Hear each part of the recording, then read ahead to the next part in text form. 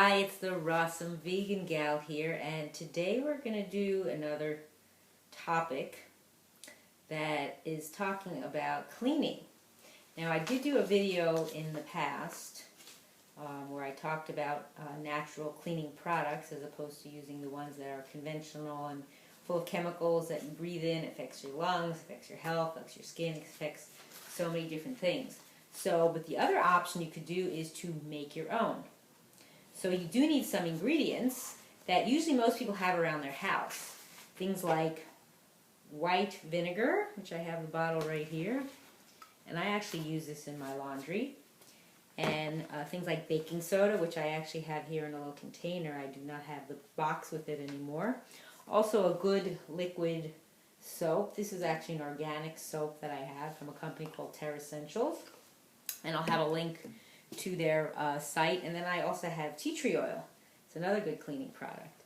So what do you do with all these, and what can you make, and how does it all work?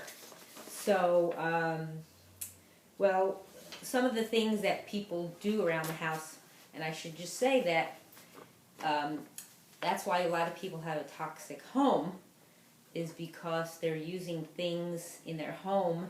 Like I said, they're breathing it in, it gets on their skin, it absorbs into the body, but also a lot of people do not do not open their windows or their doors, so the air doesn't circulate, so you're keeping everything inside, especially if you're using products that aren't natural or that have less toxic effects on the body.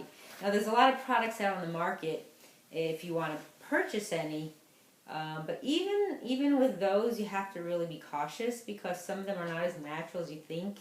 There's a lot of misleading information out there on labels of products that say all natural, and then you look at the ingredients and they use food colorings and dyes, and maybe they have a few things in there are natural, like the essential oil, or I don't know, I'm trying to think what else, or some other oil that they're using, but you have to really be aware of that. So when you have products like these, you could just make stuff on your own. So, for example, people want to clean their windows. So what do you use to clean your windows? Most people buy like Windex, really chemical. If you just look at the container, the blue color, I've never seen blue water before, so it's got to be some kind of a coloring and dye that isn't natural. I don't think they're getting it from blueberries. So what can you use as a window cleaner? So here's a recipe if you want to mark it down. You would take 1/4 to 1/2 of a teaspoon liquid detergent. Could be even like a liquid soap or your liquid detergent that you would use from your laundry, but liquid soap is good too, like if you had this brand or Dr. Bronner's. Then you take 3 tablespoons vinegar, which we have right here, and then you take 2 cups of water and put it in a spray bottle. Shake it up, and then it tells you here in the recipe that the soap is important because it cuts the wax residue from commercial brands you might have used in the past. So that's important. So make sure you have those proportions. 1/4 to 1/2 teaspoon liquid detergent, 3 tablespoons vinegar, 2 cups water, and a spray bottle. Put it all together, shake it up, and it's ready to go. Another one would be like an all-purpose cleaner that you could use on just about everything. So here they tell you to take 1/2 teaspoon wash soda, which I don't have, washing soda, and then a dab of liquid soap, and then 2 cups of hot tap water. So you combine them again in a spray bottle, so you want to purchase a spray bottle. And better to get a larger size than a smaller, because if you're getting one too small and say you need 2 cups of water, 3 cups of water, or you want to double the recipe to have more, then you want to make sure you have enough. So with those ingredients, you combine them, shake it until the washing soda has dissolved, and then apply and wipe with a sponge or rag. So that's the next recipe. That's for an all-purpose spray cleaner. Now, a lot of problems that people have are with mold. Certain climates, you're more likely to have that because there's more moisture, there's more wetness, dampness, more rain. So, mold is attracted to that wetness and that warmth. And mold can come in many different colors, and it's funny because a place I lived, I never saw mold before. I never knew what it looked like, and then I was showing somebody in the bathroom and it was black around the tub, and they're like, that's mold. I'm like, oh, I didn't know. So, you know, mold hides in warm places. So what is a great mold killer? Right here, our handy dandy tea tree oil. So what do you do? So first of all, so you know, that it can be used on just about anything. Your shower curtain, you have a musty bureau, musty rug. Because what is mold? It has a musty smell, actually. If you ever go into a place, it could be any kind of indoor facility, and you kind of have, it has a kind of odd smell, a musty kind of smell, that's mold. A lot of people don't know that. And with tea tree oil, it is a very expensive product, and it can be also used not just for cleaning, but also it's an antibacterial. So for your own issues, if you have any kind of issues that need antibacterial help, even if your scalp has problems, I mix it with other essential oils to make my own hand sanitizer. So it can be used in many different ways. So, so what you do is you take 2 teaspoons of tea tree oil and 2 cups of water. Again, combine them in a spray bottle and spray where you need it. And you do not rinse. You want it to stay there because the idea is the tea tree oil will help break down the mold. And I don't know if it's the case where with mold, the sooner you get to it, the less problem you have. Like if it's been there a while, if it'll take longer to help get rid of it. But, so this is good for mold and mildew. That's good to know. Now vinegar as a deodorizer, our white vinegar, they say to keep a spray bottle filled with straight 5% vinegar. I'm not sure if this is 5%. Yes, it's all vinegars, I guess, are 5% acidity. Keep a spray bottle filled with it in your kitchen, or your cutting board, and in your bathroom, and use them for cleaning. You can spray it on your cutting board before going to bed, but you don't rinse it and just let it set overnight, and the smell eventually will dissipate. You know, vinegar has kind of a little bit of a strong smell. And then it's also great for cleaning your toilet room. You just spray it on and wipe off. So vinegar has many different uses. I actually only use it for cleaning. I don't use it for food at all. I don't use vinegar in my when I eat, but for cleaning it's great. You know, for many different things that you could use.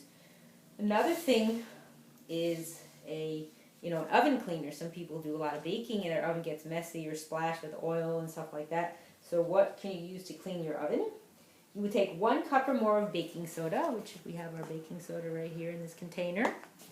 And then you would take water and a squirt or 2 of liquid soap.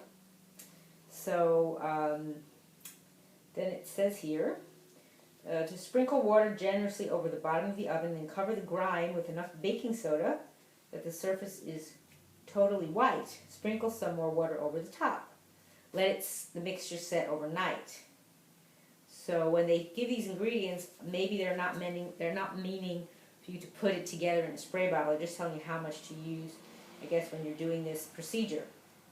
So after it sits overnight, you can wipe up the grease the next morning because the grime will have loosened. So what it is the baking soda. First it's wet. First you do the wet, and then you do the baking soda. So it's sitting there, and it's softening the grime. Once you've cleaned up the worst, dab a bit of liquid soap on the sponge and wash the remaining residue. If this doesn't work for you, probably because you didn't use enough baking soda and or water. So you have to make sure that the entire surface is complete, of the bottom is completely covered with baking soda. It should be all white, like snow. So, and then some people use soft scrub. There's, I think, a brand that's called Soft Scrub for scrubbing like your bathtub and everything. So they actually have a really good recipe here. I don't know where this actually came from. Someone once wrote these up, but I don't know who actually made up the recipes for these natural cleaners. Otherwise, I would give that to you as a source. I don't know. So for the soft scrubber, you'd simply pour 1/2 cup of baking soda into a bowl and add enough liquid detergent to make a texture like frosting. Sounds like we're cooking here today, but we're cooking natural cleaning products. Scoop the mixture onto a sponge and wash the surface. This is a perfect recipe for cleaning the bathtub because it rinses easily and doesn't leave grit. You can add 1 teaspoon of vegetable glycerin to the mixture and store in a sealed glass jar to keep the product moist. Otherwise, you use it just as you need it. So that's interesting. Half a cup of baking soda and liquid detergent, make it a frosting, and then do it like that. So that's for your scrubber. And then a furniture polish. You know, if you have furniture that you want to polish and you don't want to use, a chemically made polish. Again, we don't realize that when we breathe in the particulates from what goes in the air, it affects us. It goes deep into our lungs. I mean, the smaller the particle, the less you can see. You can't see the particle. It affects you even deeper. So the more you can stay away from that, and again, a lot of times you have these ingredients in your home and you don't realize that you could just make something yourself. So for a furniture polish, you'd use a half a teaspoon oil, things like olive oil or jojoba. I actually recommend jojoba better because jojoba is actually not an oil, it's a wax, and it doesn't go rancid. And it lasts a long time. It also could be used for natural beauty. I mean, on your hair, your face is very good, on your skin, very softening, moisturizing. So a half a teaspoon of oil, then a quarter cup vinegar or fresh lemon juice. Mix them in a glass jar, the ingredients. And why a glass jar? I mean, I'm a fan of glass jars too, as opposed to plastic, as much as I can, although some of the items I showed you are in plastic. But I prefer glass. Plastic a lot of times has a chemical residue, and that's going in what you're using. Even though you're not eating this stuff, still, it's my preference. I'd rather use glass. So what you do is mix the ingredients, dab a soft rag into the solution, and wipe onto wood surfaces, and then you can keep this furniture polish for, as long as you use it, and then make it again. So half a teaspoon oil and a quarter cup vinegar, and that's it. So there's your furniture polish. So another thing that is also recommended for mold, which I didn't actually remember to tell you, is a vinegar spray. So you take straight vinegar, and it's supposed to kill 82% of mold. That's quite a bit, as opposed to nothing. You pour some vinegar straight into a spray bottle, spray on the moldy area. So the same vinegar you have in a spray bottle in the kitchen, you can make another one for your bathroom, or have it and use it where you see mold. Spray on the moldy area and let set without rinsing if you can put up with the smell, and will dissipate in a few hours. So hopefully those things help. So those are just a few ideas. Soft scrub, a window cleaner, an oven cleaner, an all-purpose cleaner, furniture polish, deodorizer, and a mold killer. So those are basic things that you'd use around the house. And again, vinegar for cleaning is very good because, it kills bacteria that might hang around in the spray. Again, some people don't like the smell, but if you dilute it, the only thing is if you dilute it, it's not as strong and potent, I mean, you could also use, I wouldn't recommend using things like tea tree for cleaning really around the house. It's quite strong, and again, it's also quite expensive. Use that more liberally, like for the mold if you need it.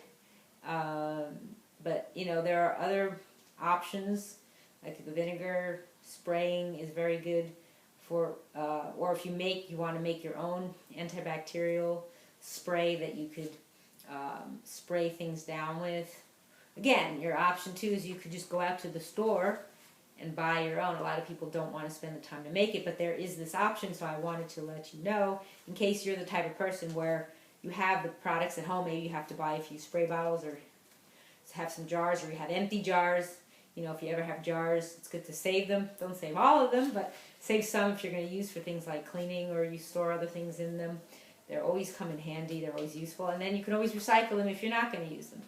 So I hope this was informative for you to learn what you can use that's natural, that you can clean your home and in a healthy way, in an environmentally conscious way. And also know the other part is you're not flushing anything down the drain that's affecting everything. I mean, it goes down the drain. It doesn't just disappear. It goes back into the water system, and eventually it affects us anyway because it's coming back. So the idea is the less you can put that's going to be toxic to us and to the rest of the planet, the earth, the atmosphere, the other creatures that live on this world, that's a great thing. So if we can do our part in that way, then that's a wonderful thing to do. Thanks for watching.